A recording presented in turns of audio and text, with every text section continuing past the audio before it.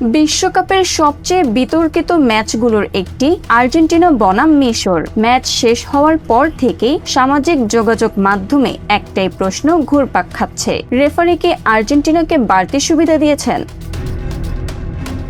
এই বিতর্কের মধ্যেই অবশেষে মুখ খুলেছেন ফুটবল ইতিহাসের অন্যতম কিংবদন্তি রেফারি এবং বর্তমান ফিফা প্রধান রেফারিং কর্মকর্তা পিয়ের লুইজি কোলিনা। কোলিনা স্পষ্ট ভাষায় বলেছেন, ফিফার রেফারিদের সততা নিয়ে প্রশ্ন তোলার কোনো সুযোগ নেই। তার ভাষায়, ভিত্তিহীন অভিযোগ শুধু একজন রেফারিকেই নয়, তার পরিবারকেও ঝুঁকির মধ্যে ফেলে। এমনকি তিনি এটাও বলেন, ফিফার সভাপতি পর্যন্ত রেফারিদের সিদ্ধান্তে কোনো প্রভাব ফেলতে পারেন না। এরপর আসে সবচেয়ে বড় বিতর্কের ব্যাখ্যা, আর্জেন্টিনার গোলের আগে কি ফাউল হয়েছিল? কোলিনার উত্তর, ফাউল মানেই ফাউল।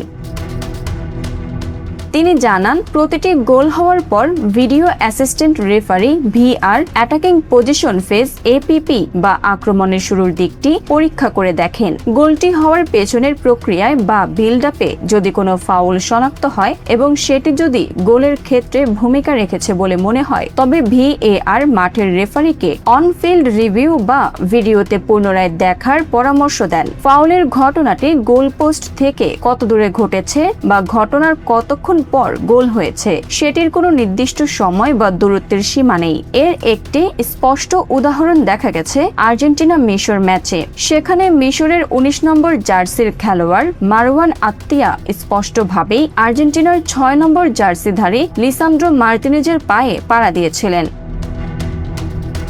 আমাদের অবস্থান পরিষ্কার, ফাউল মানে ফাউল। মাঠের রেফারি সেটি দেখতে পাননি বলে ঘটনাটি যদি স্পষ্ট মনে নাও হয়, তাহলেও ভিডিও অ্যাসিস্ট্যান্ট রেফারি ভিআর এতে হস্তক্ষেপ করতে পারেন।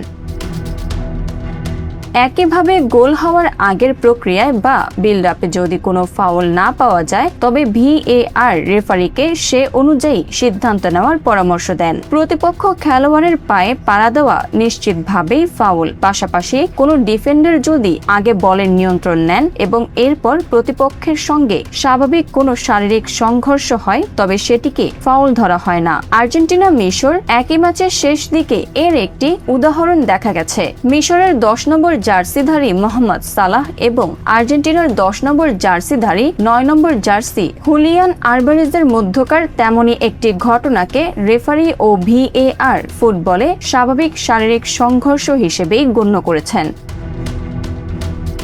অবশ্য কিছু কিছু সিদ্ধান্তের ক্ষেত্রে ব্যক্তিগত দৃষ্টিভঙ্গি বা ব্যাখ্যার সুযোগ সবসময় থাকবে। তবে টুর্নামেন্ট জুড়ে এ নিয়ম যেভাবে প্রয়োগ করা হয়েছে তাতে আমরা সন্তুষ্ট। Bangla affairs news desk.